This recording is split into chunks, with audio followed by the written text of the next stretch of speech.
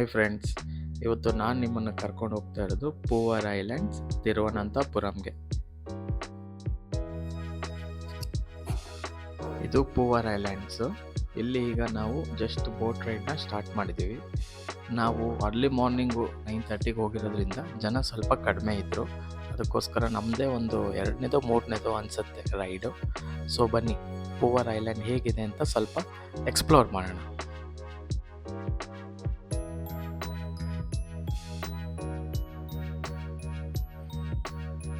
Poor ಐಲ್ಯಾಂಡ್ನ mangrove forest ಅಂತಲೂ ಕರೀತಾರೆ. Mangrove forest ಅಂದರೆ ನೀರಿನ ಮೇಲೆ ಬೆಳೆಯುವಂಥ ಮರಗಳು, ಗಿಡಗಳು.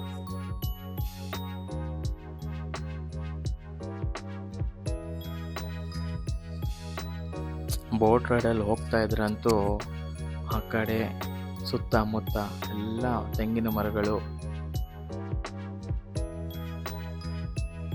ಈ ಒಂದು ದೃಶ್ಯನ ನಾವು ನೋಡಬೇಕು ಅಂದರೆ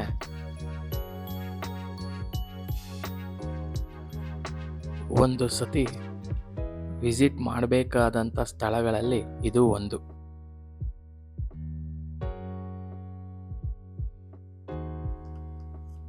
ಈ ಬೋಟ್ ರೈಡು ಸುಮಾರು 1 ರಿಂದ 1.5 ಗಂಟೆಗಳ ಒಳಗೆ ಮುಗಿದು ಹೋಗುತ್ತೆ. ಈಗ ನೀವೇನು ನೋಡ್ತಾ ಇದ್ದೀರಾ, ಇದು ಎಲಿಫೆಂಟ್ ರಾಕ್ ಅಂತ ಕರೀತಾರೆ.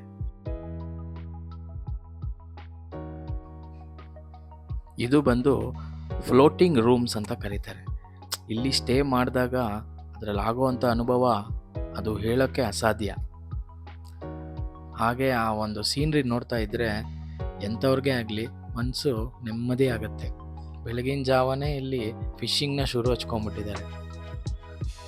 ಇಲ್ಲಿ ಒಂದು ಕ್ರಿಶ್ಚಿಯನ್ ದೇವಾಲಯ ಇದೆ ಐಲ್ಯಾಂಡ್ ಮಧ್ಯ.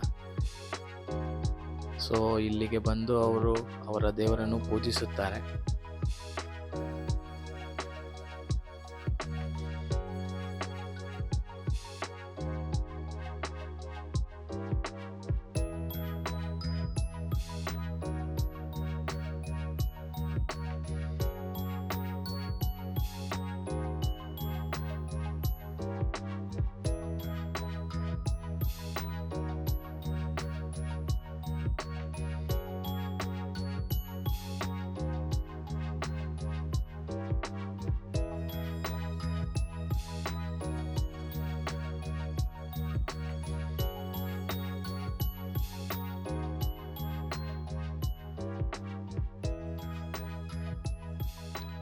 ಹೀಗೆ ಇದೆಲ್ಲ ನೋಡಿಕೊಂಡು ಮುಂದೆ ಹಾಗೆ ಹೋದರೆ ಈಗ ಮ್ಯಾಂಗ್ರೋವ್ ಫಾರೆಸ್ಟ್ನ ಎಂಟ್ರಿ.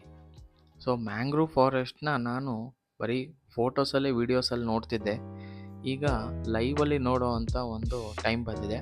ಬನ್ನಿ, ನಿಮ್ಮನ್ನು ಅದರ ಒಳಗಡೆ ಕರ್ಕೊಂಡೋಗಿ ಅದು ಹೇಗಿದೆ ಅಂತ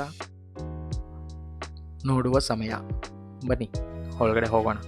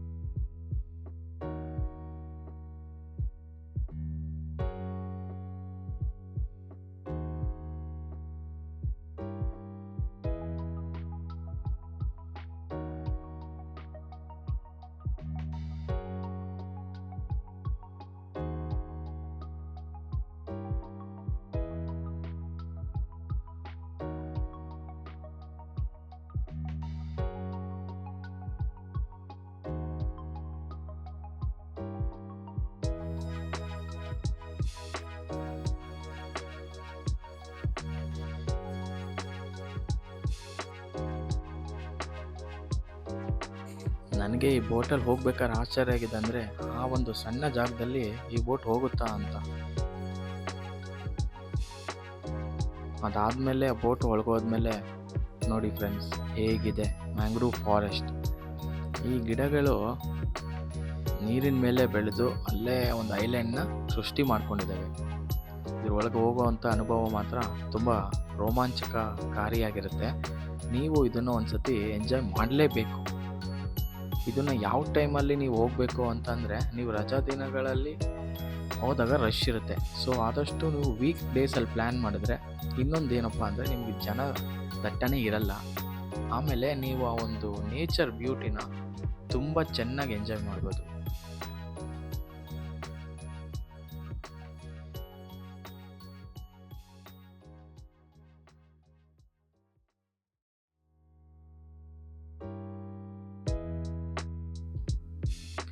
ಈ ಮರಗಳು ಸುಮಾರು ವರ್ಷಗಳ ಕಾಲ ನೀರಿನ ಮೇಲೆ ಬೆಳೆದು ಅಲ್ಲೇ ಒಂದು ದ್ವೀಪವನ್ನು ಸೃಷ್ಟಿ ಮಾಡ್ಕೊಂಡಿದ್ದಾವೆ.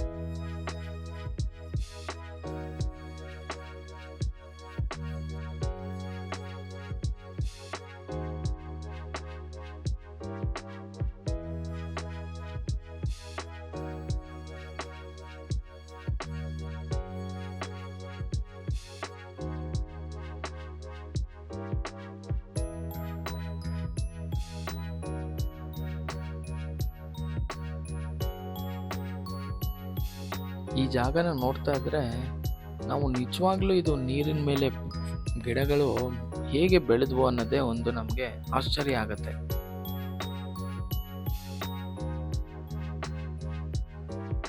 ಹೀಗೆ ನಮ್ಮ ಪಯಣ ಸಾಗ್ತಿರ್ಬೇಕಾದ್ರೆ ಅಲ್ಲೇನ ನೀರಿನ ಮೇಲೆ ಒಂದು ಪಕ್ಕದ ಬೋಟಿನಲ್ಲಿ ತೆಂಗಿನಕಾಯಿಗಳನ್ನು ಸೇಲ್ ಮಾಡ್ತಾರೆ. ಆದರೆ ನಾವು ಸ್ವಲ್ಪ ಅಲ್ಲಿ ಬೇಗ ಬಂದಿರೋದ್ರಿಂದ ಅವ್ರು ಇನ್ನೂ ಓಪನ್ ಮಾಡಿಲ್ಲ.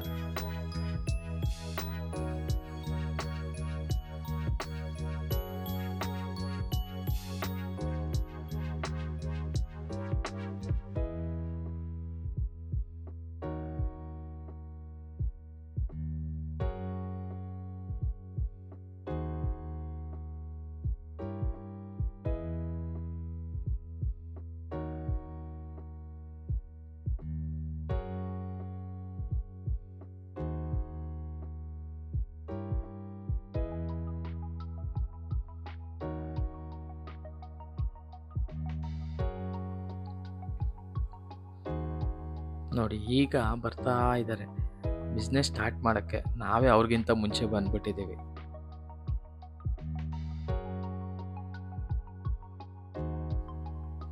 ಈ ಬೋಟಲ್ಲಿ ರೈಡ್ ಮಾಡ್ತಾನೆ ಎಳ್ನೀರು ಕುಡಿಯೋ ಅಂತ ಒಂದು ಚಾನ್ಸ್ನ ನಾವು ಕಳ್ಕೊಂಬಿಟ್ವಿ.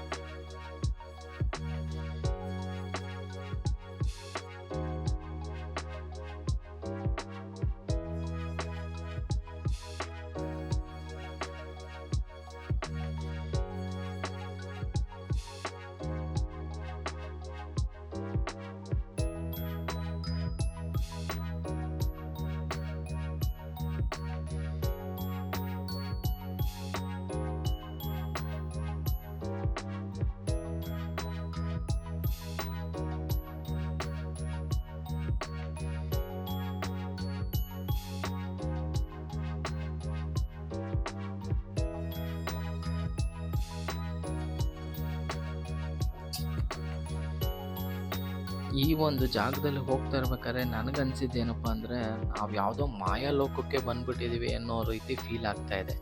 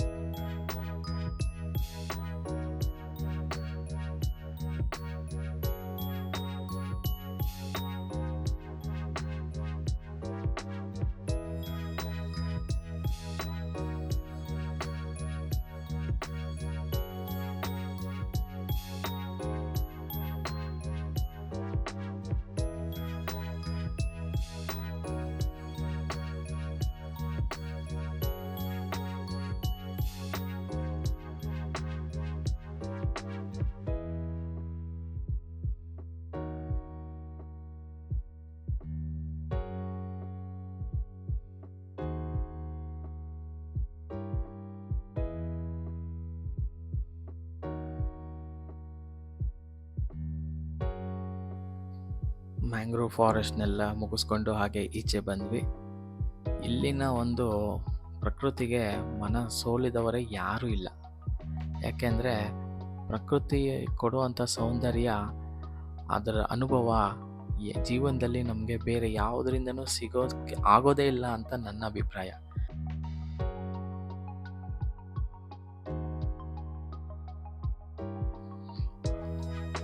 ಇಲ್ಲಿನ ಈ ತೆಂಗಿನ ಮರಗಳು ನೋಡಿ ಎಷ್ಟು ದಟ್ಟವಾಗಿ, ಎಷ್ಟು ಸುಂದರವಾಗಿ ನೀರಿನ ಮೇಲೆ ಬೆಳೆದಿದೆ.